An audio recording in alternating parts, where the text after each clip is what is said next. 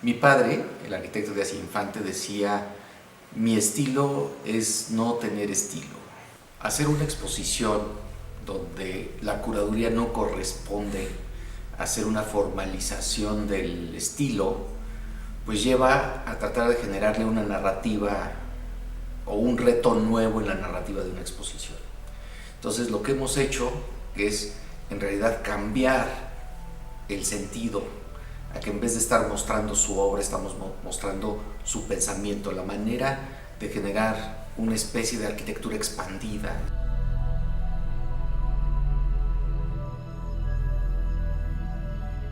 Mi frase es, mi estilo es no tener estilo para no caer en lo obsoleto.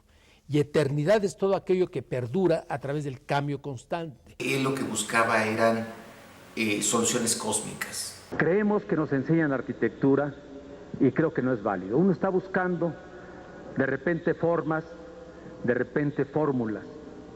Y lo que nos olvidamos es el hombre que va atrás de lo que es la obra de la arquitectura. El punto de inicio de un pensamiento arquitectónico es el croquis. Entonces, toda la exposición se basa en los dibujos o entender que el pensamiento o la interfase más rápida entre la idea y lo que se quiere hacer es el lápiz y el papel. Si empezamos con la tesis básica de mi estilo es no tener estilo, de alguna manera no están ni organizados de una manera cronológica, no están organizados de una manera alfabética, sino simple y sencillamente están puestos en una manera caprichosa sobre su geometría.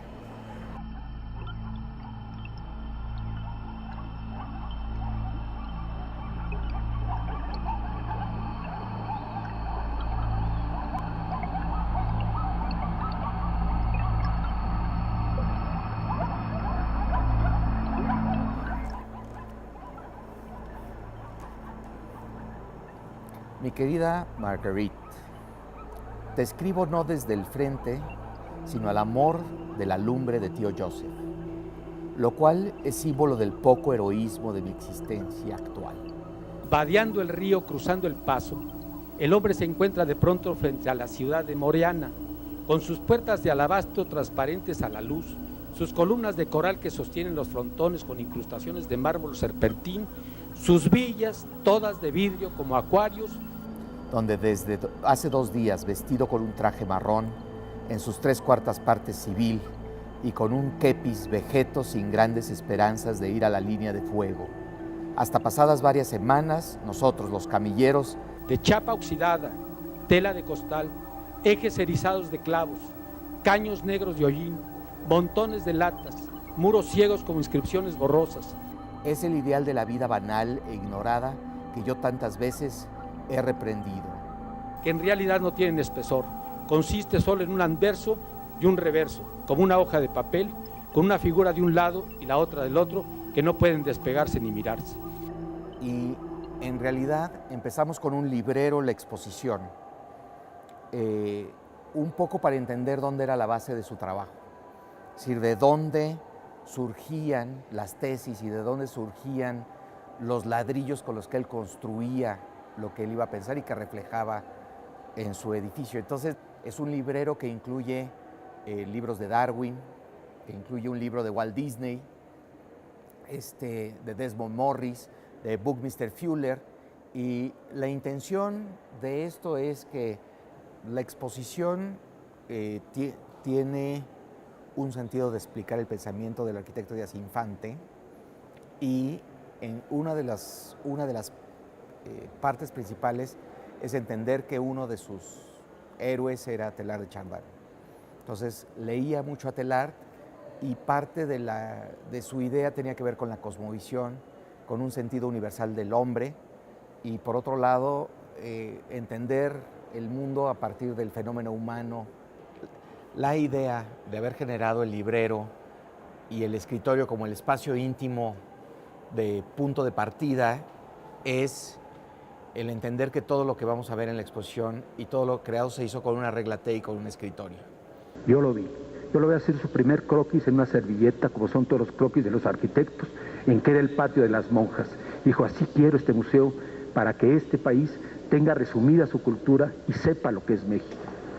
Y esta experiencia de estar diseñando o de diseño industrial se va a reflejar más tarde en sus edificios. Y después, cuando uno sale a la calle y se vuelve a encontrar con el edificio, también la lectura de este edificio va a ser de una manera distinta.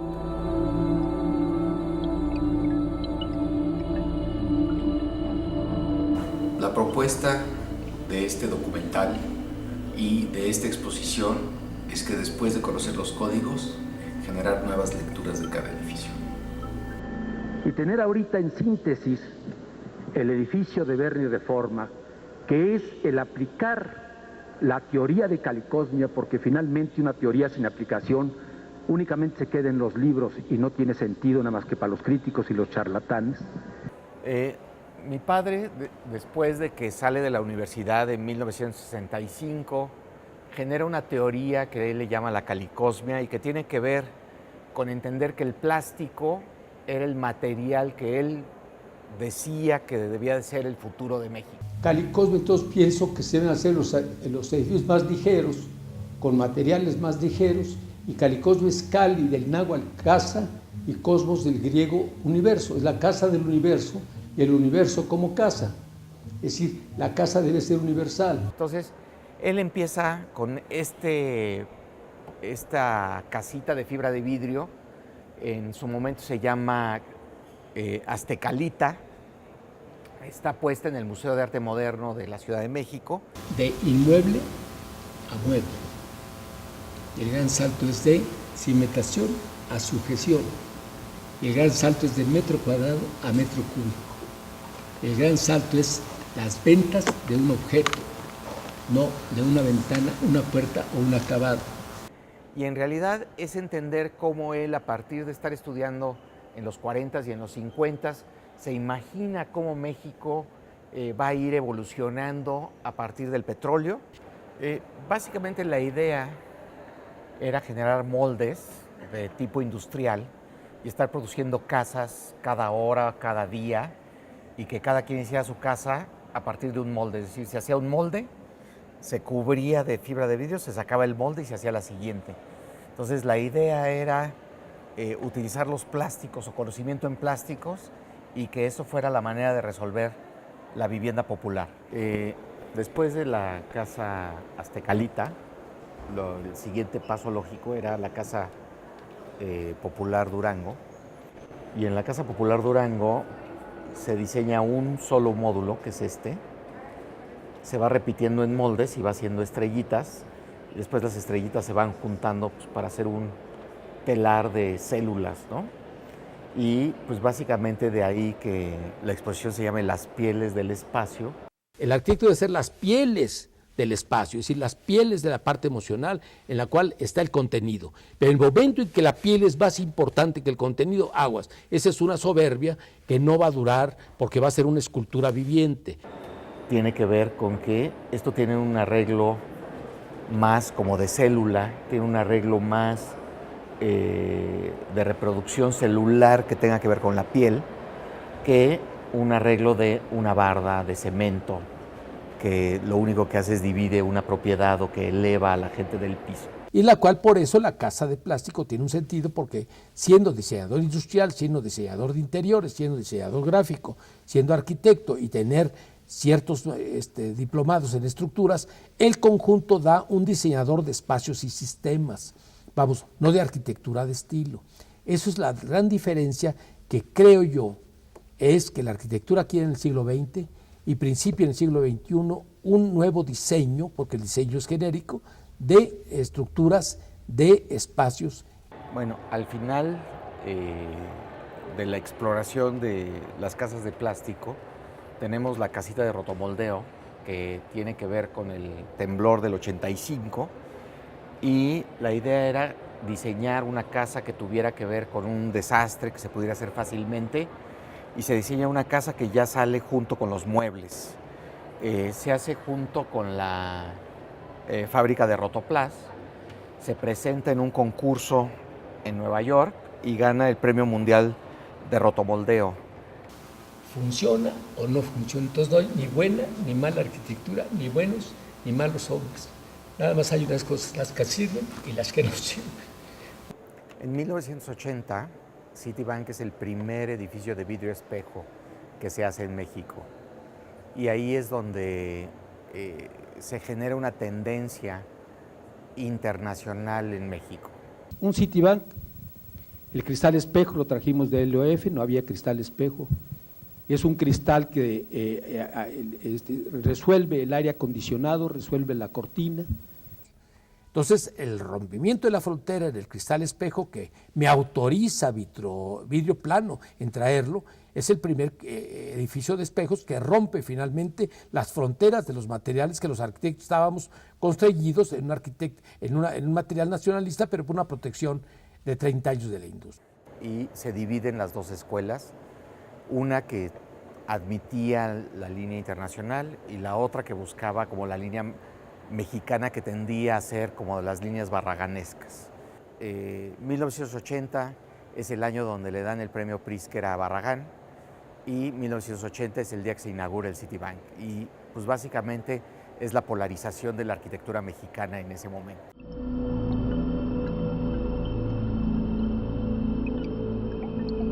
Del siglo XX dejo la arquitectura y ahora me paso al siglo XXI al diseñador de espacios y sistemas. Es lo único que sé. ¿Por qué? Porque la palabra arquitectura se inventó para que los pedantes justamente escribieran sus estilos. Yo no entiendo lo que es estilo. Es decir, vamos a unirnos todos sin nombre. Vamos, por eso invento Calicosmia, no es arquitectura de Díaz Infante, sino es Calicosmia, es el gran paraguas, en el cual todos lleguen a hacer algo en conjunto. Parte de mostrar las maquetas como volúmenes es entender que la geometría era muy importante en el trabajo de mi padre. Entonces, en realidad no tiene que ver con la pintura, sino que la figura geométrica cómo juega en el espacio, y por otro lado, en sus edificios lo que uno ve o lo que uno observa o puede tocar es los materiales con que se construyeron. Básicamente, el poner las maquetas es entender que era un proyecto geométrico, era entender el volumen y entender el equilibrio de los volúmenes. En esta parte me gustaría mencionar cómo se pueden notar tres estructuras, una que es de cemento, otra que es de acero y otra que es estereoestructura. Y la altura que tiene el último piso de la Bolsa Mexicana de Valores. Creo que el rascacielos es lo que ha dado finalmente el siglo XX y creo que el espacio lo dará el siglo XXI. Un Gabino Lombana poniendo cristales por todos lados para que el domo de la Bolsa de Valores no entre ninguna gota, porque nos regañan las 26 casas de bolsa, que finalmente el gran regaño es que no nos presten dinero y es un regaño muy serio en este país. Entonces, al final del día, cuando uno lo ve por fuera, o cuando uno lo ve pasando, no entiende todo el proyecto de estructuras y arquitectónico que comprende el hacer el edificio y cómo el piso de remates es la proporción del Panteón de Agripa.